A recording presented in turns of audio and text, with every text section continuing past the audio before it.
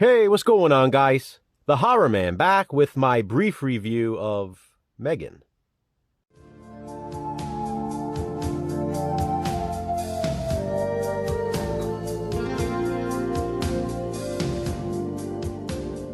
M3GAN was officially released in the US today, and I was sent a screening copy, so I was able to check it out. Now, despite its US theatrical release being today, M3GAN is actually a 2022 horror film because it was released overseas last week. A movie's release date is not determined by when you or I get to watch it. It's determined by when it's actually released.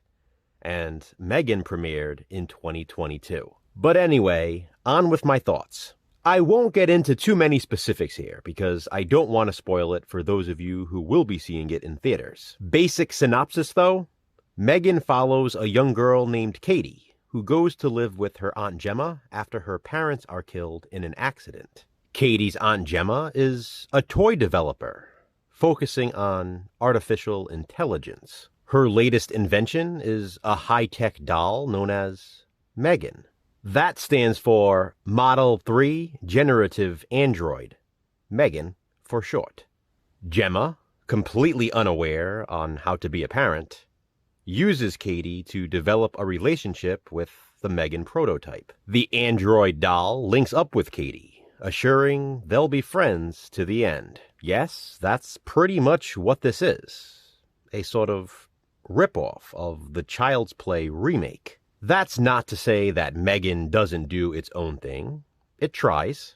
But it's the same basic concept, and has me wondering how M3GAN will be received, considering how the Child's Play remake was received. With that being said, the Child's Play remake is not as hated as some might have you believe. But more on that tomorrow during Positive Spin.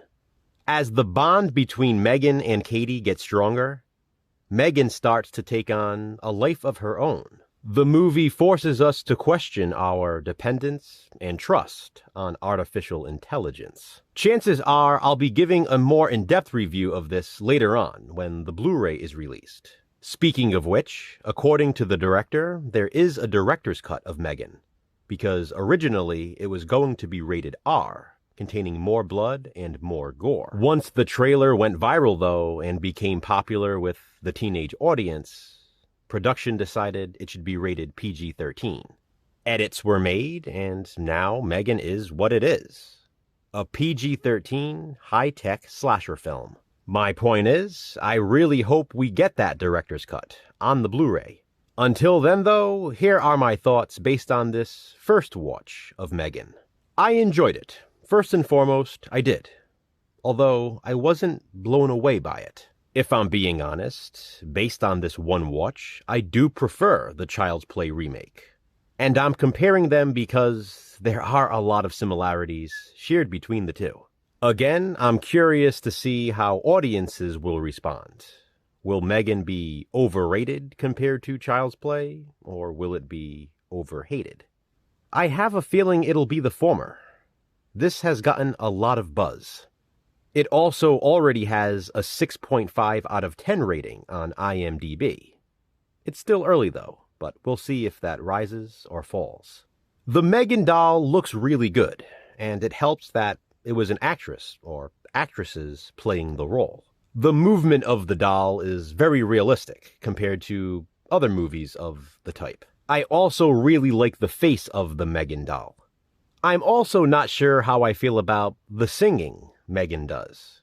Now, I know Chucky sings in the Child's Play remake, but that's only the My Buddy song. M3GAN sings multiple songs, and even plays the piano. It's a bit silly, in my opinion, but not as silly as the dancing she does. To me, it came across as a way to try to be hip, to appeal to that teenage audience. For me personally, it was a little cringy. Allison Williams plays Gemma, and she's not really a likable character, although she wasn't likable in Get Out either. That's the point, in a way. She's supposed to be sort of cold and not knowing what she's doing when it comes to raising Katie, but you don't really feel for her if that makes sense. It's not necessarily her performance, it's the character. The kills were decent, and would probably improve with an R rating. Without spoiling anything, the power tool kill was probably my favorite. Again, that extra blood and gore would probably have made it better though. Going back to the characters for a second, as I'm sitting here filming this, I realize there weren't too many likable characters at all in the film. M3GAN by far was the most interesting, and she's a doll. And the villain. The scene with the dog under the fence was pretty cool, when M3GAN comes up and her hair is a mess. And the stalking scene in the woods at the camp was effective. I will also say this, I loved the opening scene. While I did enjoy the final showdown with the, I guess you could call it, twist, the conclusion to the movie itself was sort of lackluster for me. I mean, I get what they were going for in that last shot, but like I said earlier, it just didn't blow me away. Ultimately, I did like M3GAN, but maybe I was expecting too much. It's the Blumhouse take on Child's Play, and it's entertaining for what it is. It's a fun killer doll slasher film, albeit predictable. Is it worth seeing in theaters? I mean, I'm always going to recommend you see movies yourselves and make up your own minds. Plus, I want to see horror films succeed, so yes, go see it. I will be buying it on Blu-ray when it comes out and adding it to my collection, and I'm hoping for that director's cut. Until then, though, I'm curious to know your thoughts on M3GAN. Have you seen it? If so, what do you think of it? Comment below and let me know. Thanks for watching, guys. Hit that thumbs up and, be kind, subscribe.